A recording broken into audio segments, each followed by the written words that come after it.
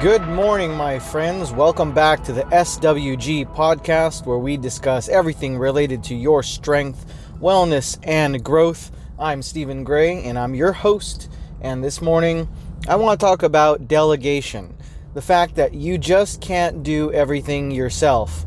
There were so many times in my career, in my life, where I just tried to do something that was probably a grand idea and probably a really great idea, but I was just really afraid of delegating for a couple reasons. One, I didn't think that I could afford it, or I was afraid of spending money to buy time from other folks to get their help. Or I just figured I'm the only one who can do it. I do it best. I know these ideas in my mind, and I don't necessarily want to share them, either out of fear that the ideas would be stolen or just that they wouldn't be executed to my liking.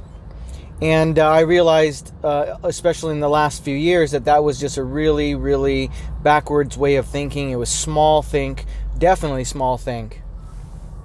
When you try to do everything, I don't care who you are, no matter how good, how sharp you are, no matter how intelligent you are, how efficient and skilled you are, there just is not a way for one person to do everything. Case in point, many years ago, I worked as an operations manager for a portfolio of accounts where we had staff. So I would hire the staff, schedule the staff, do their payroll, do the billing to the customer, deal with customer complaints, deal with employee issues. So it was really like I was a one-stop shop. And that was a position that I think exists in multiple organizations, maybe not to that extreme level where you're basically functioning as a business within the business, operating everything as a solopreneur almost. But inevitably, every single week there were mistakes that needed to be resolved. Mistakes that were just due to the fact that I was pretending I could do everything, and I was expected to do everything.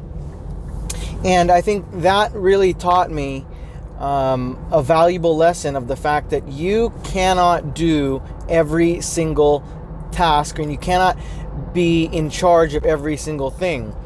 When one eye is focused on the future, you only have one eye to focus on the present. So you're always going to miss something, and the quality of your work is always going to go down when you're afraid or unable to delegate. So I think a lot of business owners or entrepreneurs, specifically folks who call themselves solopreneurs, that mom and pop owner of a business, whether it's online or it's brick and mortar, where I'm gonna be the creative behind the product, but I'm also gonna do the marketing, the sales, the fulfillment, the customer service. I'm gonna do the billing, the accounting, the accounts payable. I'm gonna take care of all the bills.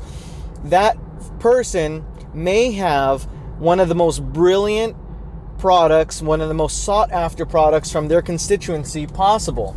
However, I don't care what that product is. If that person is trying to do everything under the sky, the quality of that product is going to suffer. You have to take from here to give to there. The quality of the service is going to suffer. The customer service is going to suffer. The customer experience is going to suffer. The word of mouth promotion will absolutely suffer. Look, we all like hearing about people's complaints. Don't go to this restaurant. Don't watch that movie. It's bad. We love that because that's just an excuse for us not to have to do something. Make no mistake that your customers think of it that way too.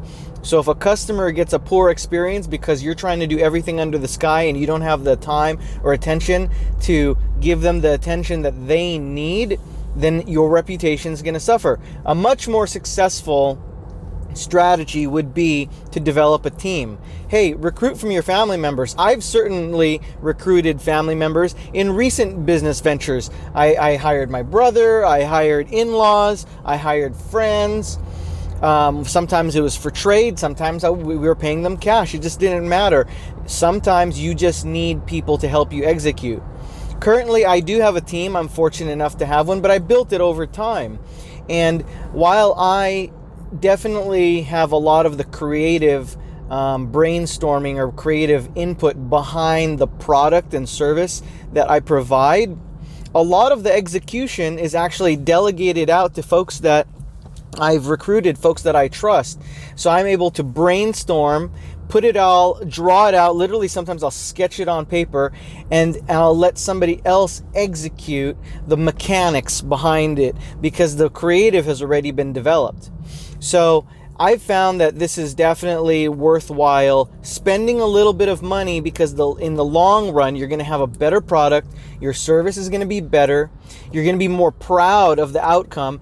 And by delegating, just by the nature of you working within a team, you're going to get a lot of creative input and a lot of feedback. Sometimes we can't see the forest through the trees. Sometimes we need a couple extra eyes on something to say, hey, I think we could do better here, or I don't like that color, or it would just work better as an experience or a service if we did X, Y, and Z.